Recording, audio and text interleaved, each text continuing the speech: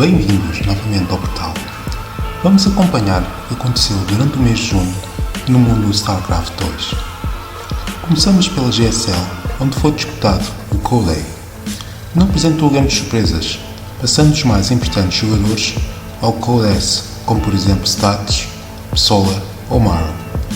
O jogo mais importante era entre Innovation, uma sombra do melhor jogador Terran que era no ano passado, e entre o poderoso Dark, vencedor da primeira temporada da SSL de 2016. Previa-se, no entanto, um encontro equilibrado e não desiludiu, sendo necessário chegar ao quinto jogo para conhecermos o vencedor. Vejamos esse detalhe em este quinto jogo. We are gonna go into our final map. This is our last game for the night.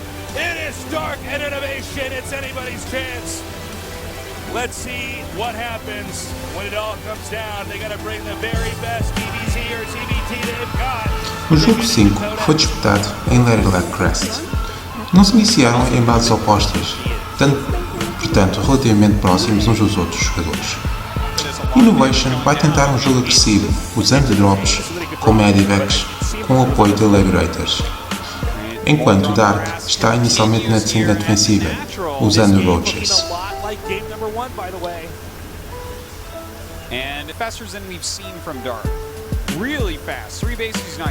Innovation está claramente à frente neste jogo e Dark tenta apenas sobreviver, esperando poder chegar à tecnologia de Ultralights. Oh, but you know what? Putting it over here in the bottom left can be good too. He can get both. He can get out super fast from here. Oh, the counter drop goes down. A couple liberation zones as well. But we do have Ravagers coming over with that corrosive bile. And now he's coming over here with these Marines and hitting these drones. Also doing a good amount of damage. It looks like this is the beginning of the end, though, for this drop. Actually, you know what? That Liberation Zone's pretty good. If he gets that Ravager, that'd be huge.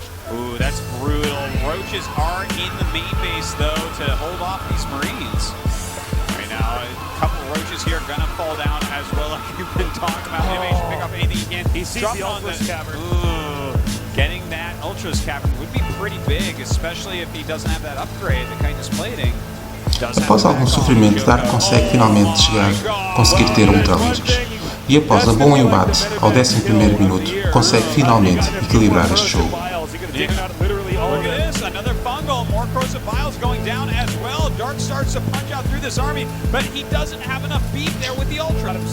O embate final dos dois jogadores dá-se ao 11º minuto, e que vai ser bastante prolongado e com alguma indecisão no início.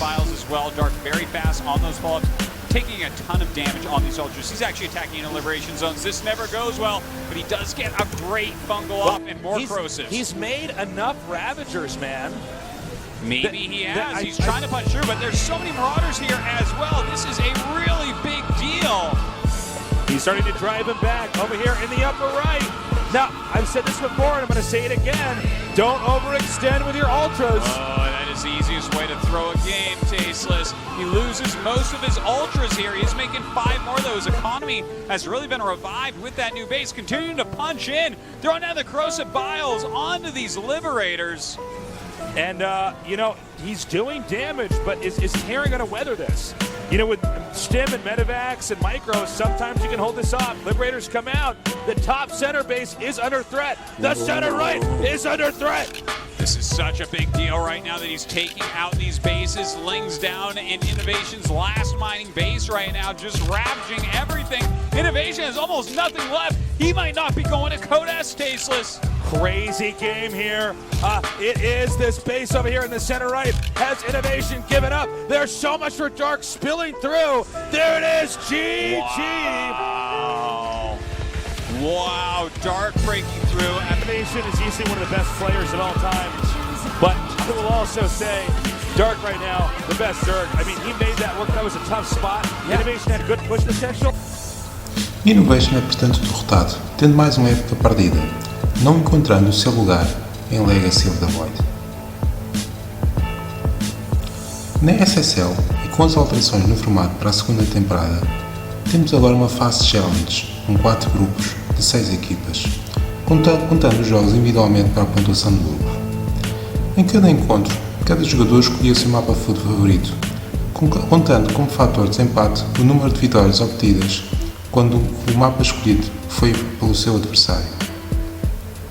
Passavam os 3 melhores de cada grupo à fase principal da SSL, onde já estavam apurados Dark, Stats, Solar e Patient por terem sido os 4 primeiros da primeira temporada da SSL. O grupo A foi facilmente ganho por TY, que venceu os seus 10 jogos. Os Terranos estiveram bem neste grupo, mas passaram todos, tendo Kur e Bomber juntando a TY. No grupo B, apesar de não existir um claro favorito, o Classic dominou, ganhando 7 jogos, a que se juntou Gumiho. Para o terceiro lugar foi mais complexo, tendo Trust e SOS terminado empatados, e tendo disputado os critérios de desempate, tiveram de efetuar um jogo extra, em que Trust venceu. O grupo C foi ganho por Alive, demonstrando a boa forma como começou esta segunda temporada, juntando-se a Bian e Dia. O grupo D era um autêntico grupo de morte, com muitos bons jogadores, embora com favoritismo para Zest. Esse jogador, à entrada para o último jogo, já tinha assegurado a qualificação com um 6-3, assim como Super. De fora ficou Maru, um dos mais fortes Terrans. Quanto a Hero, precisava no último jogo de ganhar a Zest para passar este grupo. Vamos tentar este último grupo. Until dawn, until dusk here, going into Dusk Towers for Zest versus Hero, set number 30.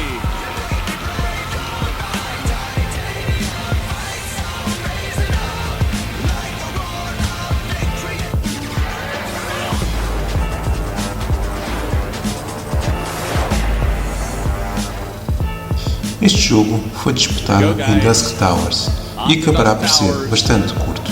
And the blue plus in the top right against Gas. And it's a Dark Shrine. Whoa, Dark Shrine and a Gateway. That's not going to give the information. Zest investe na tecnologia de Dark Templars, algo que Hero só vai considerar bastante tarde. Where's your mothership core? He sees the Twilight Council. I think he knows what's going on. Thinking about the consequences. 3 DTs. Portanto, logo ao quarto minuto, vai enfrentar um ataque de 3 DTs, sem ter uma Robo ou Oracles. That's gonna be it. GG. There you go. Sorry, Hero fans, he is Hero, portanto, não tinha nenhuma forma de tentar os Dark Templars, e já era tarde demais para fazer alguma coisa. He can kill the pylon before an observer comes out. The tight wall over here. Single probe. Look at his face. He knows Não he's havia de already facto defeated. mais nada a fazer, para além de dar o GG. He's gonna try to break down the wall and go for a base trade, but there's already a DT warped in. Nope. And he even blocks it with the warp in. Never gonna win this game. Not gonna happen. It's not gonna happen. Zest, he's already moving on, but he denies Hero a spot in the round of 16 of the SSL. Proxy the Robo. He could have GG. Could have proxied the Robo. Didn't even do that. All right, Zest denies him. And a very sad anticlimactic victory here for Hero fans, but for reality fans, happiness. Oh, man. Hero é portanto eliminado e Reality é apurado para a fase seguinte da SSL. Na Pro League disputou-se a fase de grupos da terceira ronda, com uma colossal surpresa que foi a SK Telecom T1 não ter passado a fase playoff. A Frega Freaks, pelo contrário, conseguiu um brilhante terceiro lugar e vai defrontar a CJ Antus no Bronze Match. Por seu lado, a Ginette disputa o Silver Match e a Katie Roaster o Gold Match. Quanto ao ranking da AWCS Coreia, está tudo igual nos primeiros lugares, mas com poucos pontos a separar os vários jogadores.